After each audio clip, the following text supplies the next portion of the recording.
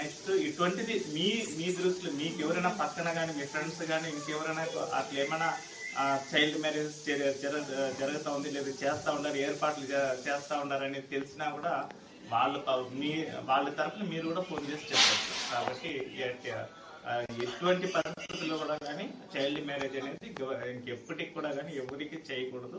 మన దృష్టికి వస్తే తప్పకుండా అది ఎవరికి చెప్పాలనో అంతేందుకు ఆ విలేజ్ లో ఉండే సర్పంచ్ కూడా చెప్పవచ్చు, ఉండే సెక్రటరీ కూడా దాంట్లో బాధ్యత వహించాలి. ప్రతి ఎంప్లాయీ బాధ్యత అది. ప్రతి ఎంప్లాయీ ఎవరికి తెలిసినా కూడా అక్కడ ఉన్న సమీపంగా ఉన్న పోలీస్ స్టేషన్ లో కంప్లైంట్ ఇస్తారు వాళ్ళు. మీరు వాళ్ళ దృష్టికి తీసుకుని పోతే ఎవరి పేరు కూడా కానీ ఆ సీక్రెట్ గానే పెడతారు, వెల్లడించరు. కానీ మ్యారేజెస్ మాత్రం జరగనివ్వరు కదా. దానివల్ల ఎందరో భవిష్యత్తుకి మనం పునాది వేసిన వాళ్ళు అవుతాం. వాళ్ళ భవిష్యత్తుకి వాళ్ళ భవిష్యత్తుని బాగా పరిచిన క్యాండిడేట్. వెళ్ళాము అక్కడే ఆగిపోయి చదువుకొని ఆపేస్తారు కొంతమంది పెళ్లి చేయాలని. అప్పుడు ఎవరికి చెప్తారు మీరు? ఫస్ట్ ఎవరికి చెప్తారు?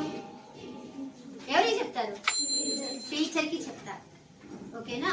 కాబట్టి ఎందుకు ఈ బాల్య వివాహాలు ఎందుకు చేస్తున్నారు? ఎందుకు చేస్తే దాని వల్ల ఎందుకు నష్టం వస్తుంది? ఎవరికి నష్టం వస్తుంది?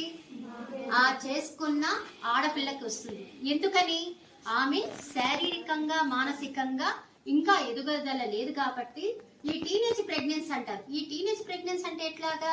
చిన్న వయసులోనే గర్భం దాల్చుతున్నారు. ఆ గర్భం దాల్చినప్పుడు ఏం చేస్తున్నాడు? ఆమె మొయ్యలేక ఏమవుతుంది? కొన్ని మరణాలు కూడా జరుగుతాయి. కాబట్టి ఇప్పుడు మీకు ఇంతమంది వచ్చి అవగాహన కల్పించడం ద్వారా మీలో కొంతమంది అయినా కానీ 18 సంవత్సరాల తర్వాతనే నేను వివాహం చేసుకుంటాను, నేను చదువుకుంటాను, మంచి ఉద్యోగాన్ని సంపాదించుకొని నా తల్లిదండ్రులను కూడా చూసుకుంటానన్న ఉంటుందా మీకు?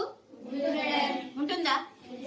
నాకేమి ఉంటుందనేది చిన్నగా చెప్తా అన్నారు. ఏ సంకల్పంతో మనం ఇక్కడికి వచ్చినామో దాన్ని పూర్తి చేసుకునేటట్టు.